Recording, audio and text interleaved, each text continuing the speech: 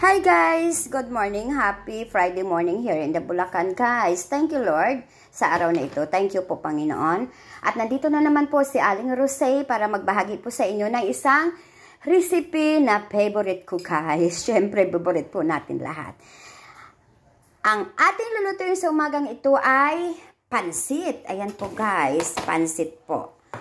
At mayroon tayong repolyo dyan, mayroon tayong beans, mayroon tayong carrots, mayroon tayong chicken, mayroon tayong atay ng manok, mayroon tayo ditong paminta, mayroon tayong garlic flakes, mayroon akong sugar, mayroon tayong bawang, sibuyas, cubes, bahala na po kayo.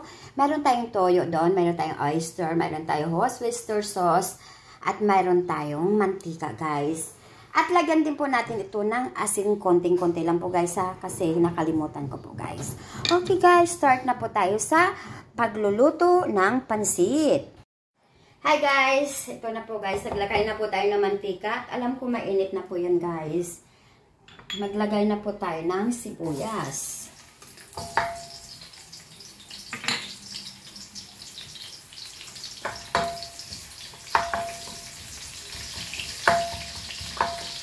Maglagay na po tayo ng bawang guys.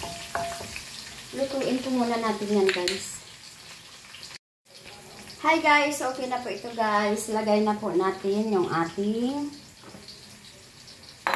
chicken. Lagay na po natin yung ating chicken.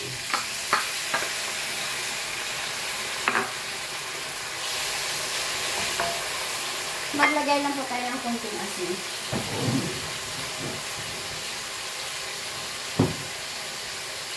Konti lang po guys. Lagay na natin si ating flavor. Lagay na po natin yan guys. Masarap kasi pag maraming flavor po tayo. Guys, nakalimutan ko meron pala tayong cubes Lagay na natin yung ating paminta. Lagay na natin yung ating sugar.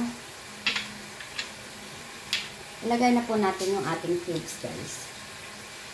Maglagay po ako dito ng 2 cubes. Nasa inyo po yan guys kung paano kayo magluto ng pansit. Ako ganyan na po. Magluto ng pansit guys. Haluin lang po natin. Takpan po natin ito guys para maluto po yung ating nilalagay na sahog. Guys, balikan po natin yung ating niluluto. Maglagay ako ng dito guys. Oyster, Worcester sauce. Konti lang po yun guys. Tansya-tansya po ang pagluluto guys. At oyster. Maglagay tayo ng oyster. Maglagay tayo ng toyo. Tansya lang guys.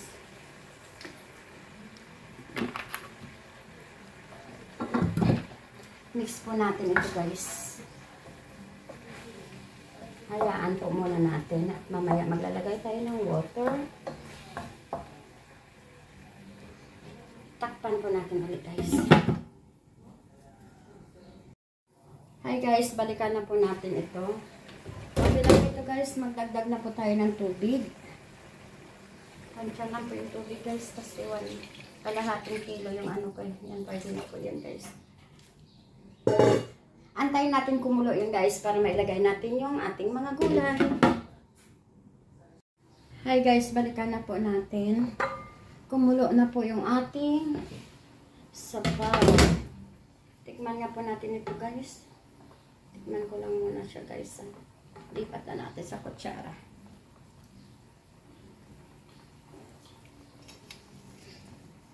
Okay na po yan guys. Ilagay na po natin si gulay.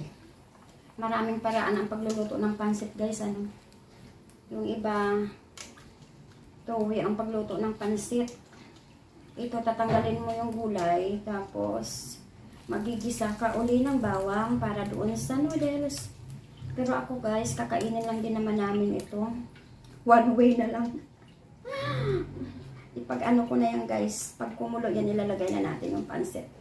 Para hindi masyadong malamog yung ating gulay. Takpan natin ulit po guys. Tama na po yung lasa. Antayin lang po natin yung kumulo. At pag kumulo, ilagay na natin yung noodles. Hi guys, kumulo na po ito. Lagay na po natin yung ating pansit guys. Talbog na lang ng ganyan yan guys. Hatiin nyo po sa gitna para hindi mahirap kasi tulad itong kawali natin ganyan. No? Lagay nyo lang po siyang ganyan guys para marami yung pansit ko guys. Wala eh. Hayaan lang po natin ito guys. Ang gawin nyo po dito guys, huwag nyo muna galawin na guys. Takpan nyo po. Ganyan lang po guys. See you mamaya. Hi guys, buksan na po natin. Siyempre balik tayo natin guys para mahalo po. Haluin na po natin ito guys. Ganyan na po ang technique ng pansit guys. Alaan mo lang siyang maluto ng ganyan. Then, mix siya na guys. That's it, pansit.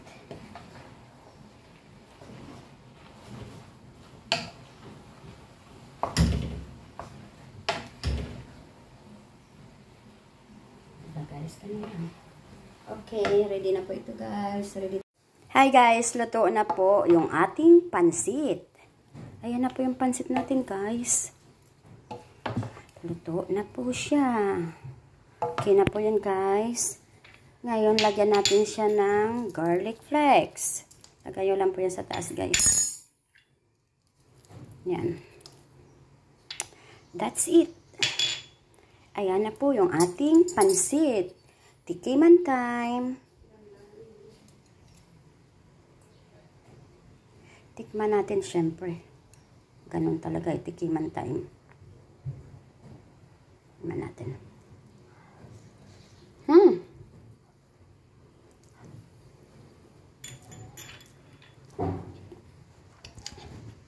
Sarap. Yung iba dito guys, nilalagyan nila ng sesame oil. Kailan dito, ayaw nila. That's it guys.